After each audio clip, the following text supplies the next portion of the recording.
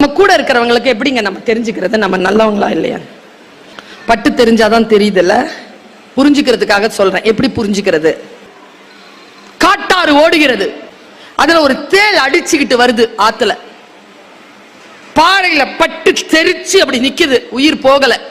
பக்கத்துல பாக்குது, அங்க ஒரு தவளை உட்கார்ந்துட்டு. தவளைக்கு நீந்தவும் தெரியும், நடக்கவும் தெரியும். தேள் சொல்லுது, மிஸ்டர் தவளை, என்ன இந்த ஆத்த மட்டும் கடந்து விட்டுரு. போ, நீ தேளு, நீ கொட்டிட்டனா நீ லூசா? நான் ஏன் உன்னை கொட்ட போறேன்? நான் கொட்டினாதான் நானும் செத்துருவேனே. நீ என்னை காப்பாத்தி மட்டும் விட்டுரு, நான் அந்த பக்கமா போயிருவேன். இவ்வளோ ஆபத்துல நான் உன்னை கொட்டுவேனா? நானே உங்ககிட்ட ஹெல்ப் கேட்கிறேன், ப்ளீஸ் அப்படின்ச்சு. அவளை கன்வின்ஸ் ஆயிடுச்சு சார், முதுகுல ஏறிடுச்சு சார் தேளு. நடு ஆத்துல தண்ணி தழும்புது, 2 அடியில ஆறு கடந்துருச்சுங்க. கட்டிருச்சுங்க தலையில டொங்குன்னு. இப்போ தேள் முழுகுது, தவளையும் முழுகுது. நாம இல்ல தவளை. நாம என்ன சொல்லுவோம்? டைலாக்க நான் சொல்லவா?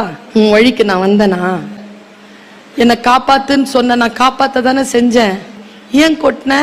தேள் சொல்லிச்சு, கொட்டணும்னு கொட்டல, கொட்டுறது என் இயல்பு.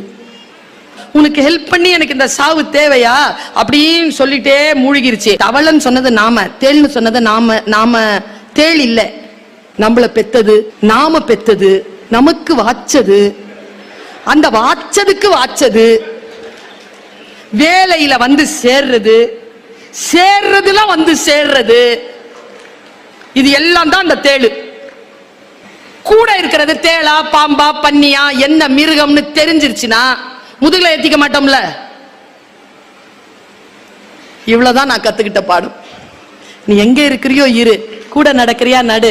இந்த உலகம் தேளுக்குமானது, தவளைக்குமானது. என் முதுகில் ஏறிக்கொள்ளாத.